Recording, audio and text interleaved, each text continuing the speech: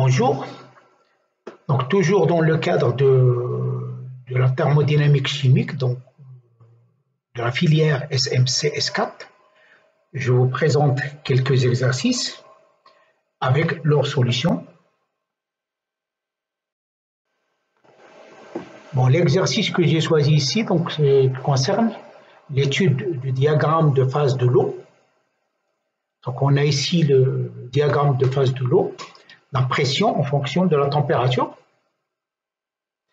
Donc, cet exercice il est composé de deux parties. Donc, la partie A. La première question dans cette partie, donc on vous demande de définir les zones X, Y, Z de diagramme de phase de l'eau. Donc, la zone X, normalement, il renferme la phase solide. Et la zone Y, il renferme la phase liquide, donc de l'eau liquide. Et la troisième zone, il renferme le gaz.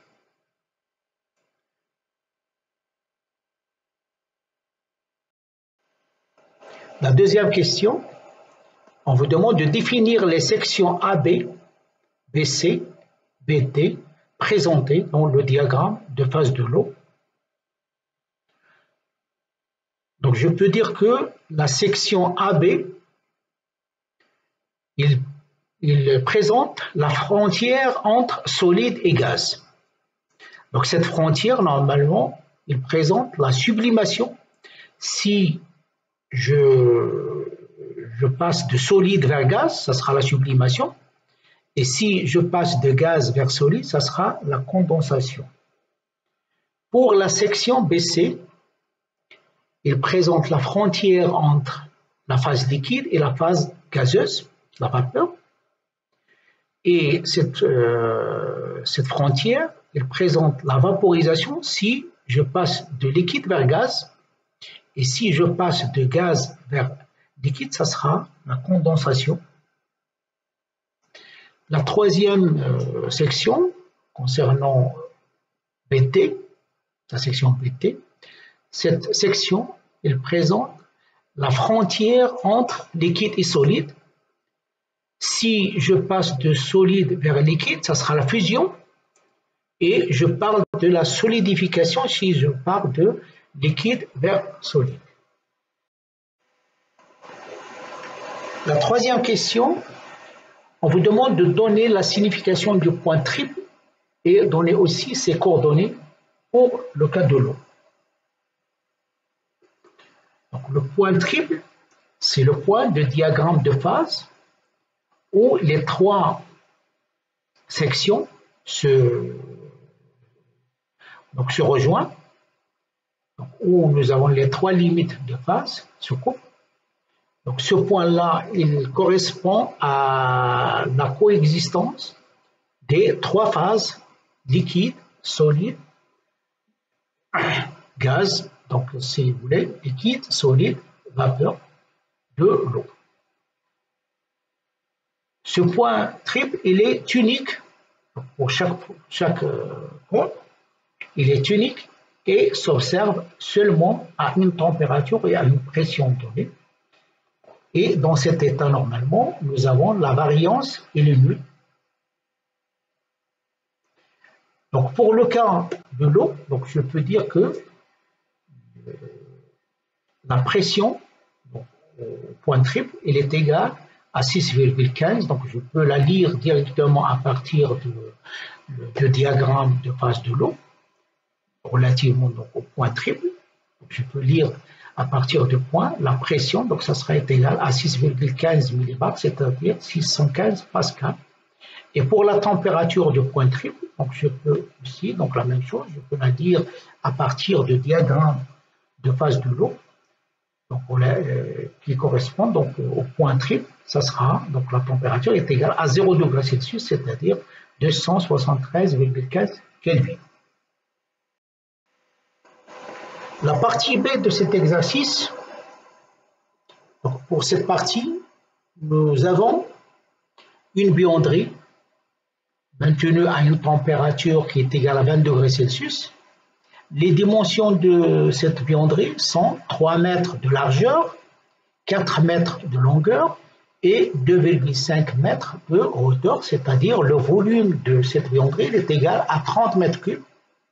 Et dans cette buanderie, nous avons une flaque d'eau de 1 litre qui règne par terre. La première question donc, de cette partie, est-il possible de répondre à cette question? La question c'est, est-ce que toute l'eau va s'évaporer? La réponse c'est non, normalement. Pourquoi? Tout simplement, car cela dépend du taux d'humidité de la buanderie. L'eau, il va s'évaporer, donc l'eau s'évapore tant que le taux d'humidité reste inférieur à 100%, c'est-à-dire tant que la pression de vapeur d'eau est inférieure à la pression de vapeur saturante qu'on va calculer tout à l'heure.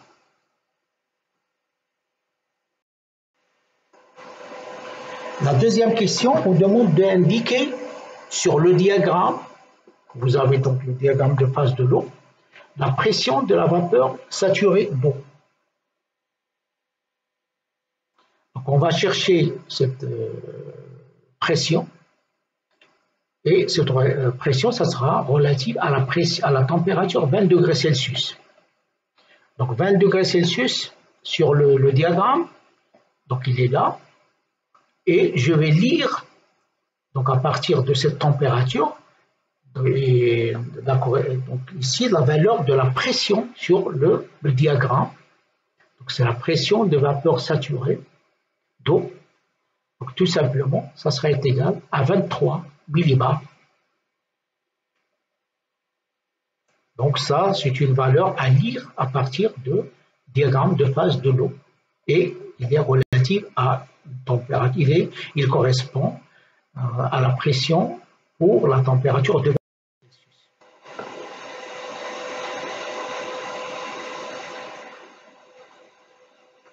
La troisième question, on vous demande de démontrer qu'une flaque d'eau de volume 0,8 litres subsistera dans la buanderie.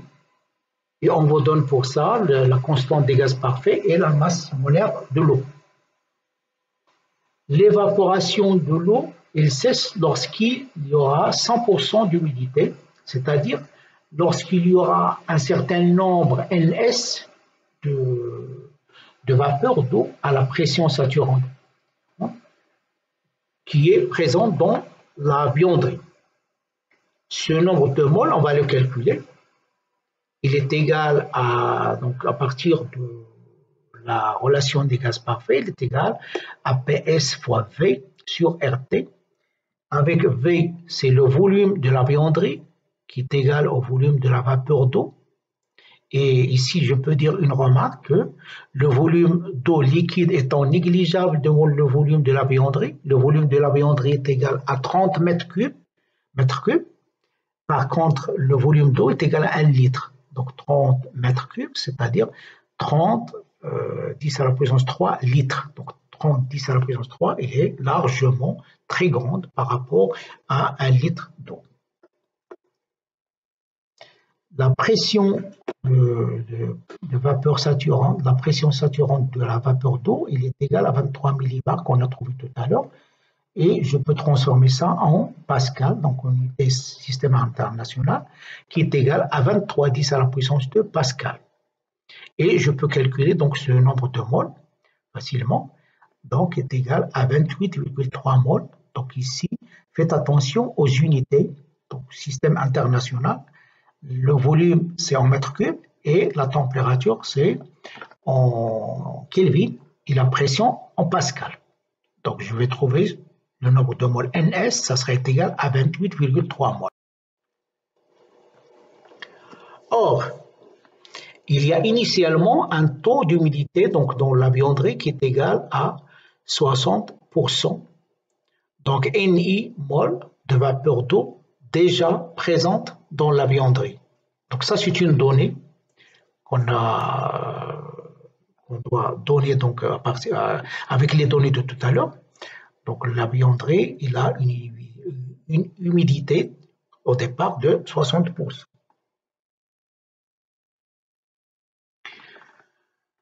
Pour calculer ce nombre de moles Ni, donc tout simplement est égal à Ns fois 60 divisé par 100 qui est égal à 17 moles.